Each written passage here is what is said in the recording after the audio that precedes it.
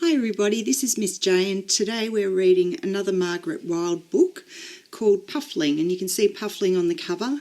Puffling is a hatchling and it's a story about Puffling growing up and wanting to be ready to be grown up. And Puffling's parents, Big Stripy Beak and Long Black Feather, manage Puffling through this process.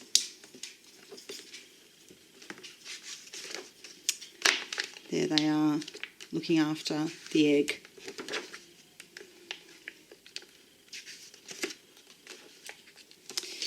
In summer, when the light is soft and night never truly falls, the egg hatched.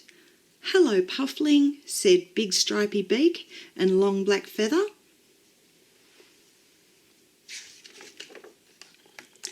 Puffling was small and soft and very hungry, so every day Big Stripy Beak and Long Black Feather took turns to go fishing. They said, "There are scary gulls out there, watching and waiting. Stay put in the burrow, Puffling, and we'll bring you back good things to eat." So Puffling stayed put.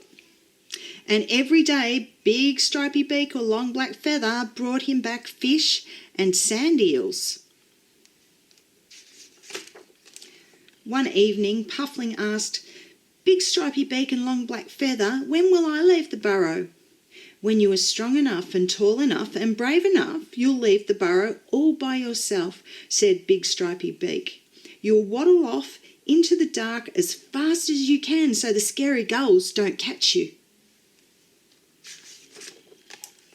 Then you'll jump off the cliff into the water and paddle away," said Long Black Feather. "You'll find friends and you'll swim and sleep in the swell of the sea until it's time to come back home." Puffling jumped up and down. He couldn't wait. The next morning Puffling asked, "Am I strong enough yet?" Long Black Feather watched him paddle his feet. "Nearly," she said. "Am I tall enough yet?" asked Puffling. Big Stripy Beak measured his height. "Not quite," he said. "Am I brave enough yet?" asked Puffling. Big Stripy Beak and Long Black Feather listened to his heart. "Almost," they said. As the weeks went past, Puffling grew bigger and bolder. He popped his head out of the burrow. He stuck one leg out of the burrow. He waggled his bottom at the scary gulls watching and waiting, but he remembered never to go right out of the burrow. One evening Puffling said, "Big Stripy Beak and Long Black Feather, am I strong enough and tall enough and brave enough yet to leave the burrow?" Long Black Feather watched him paddle his feet. "Perfect," she said. Big Stripy Beak measured his height. "Just right," he said. Then they held Puffling close and listened to his heart. It beat as loudly and powerfully as the ocean waves. "Yes," said Big Stripy Beak and Long Black Feather, "you are strong enough and tall enough and brave enough to leave the burrow." Puffling felt happy but a bit sad too. "Goodbye, Big Stripy Beak and Long Black Feather," he said, rubbing his beak against theirs. "One more rub," said Big Stripy Beak. "Two more rubs," said Long Black Feather. Then Puffling watched them go.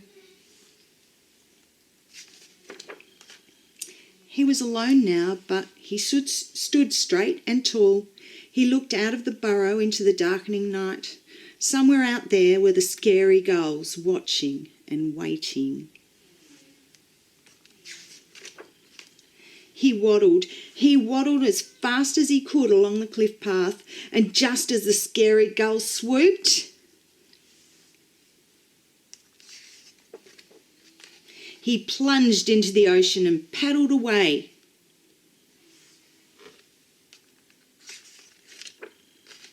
Now he would find friends and swim and sleep in the swell of the sea until it was summer again and time to come home.